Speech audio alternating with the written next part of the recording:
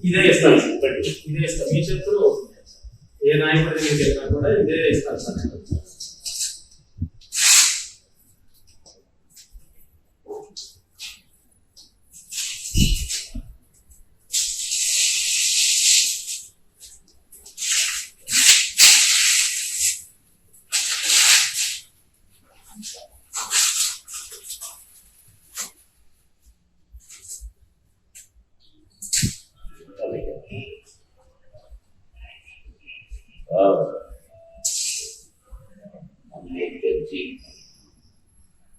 చాలా ప్రేమగా తెచ్చాను సార్ మీకోసం.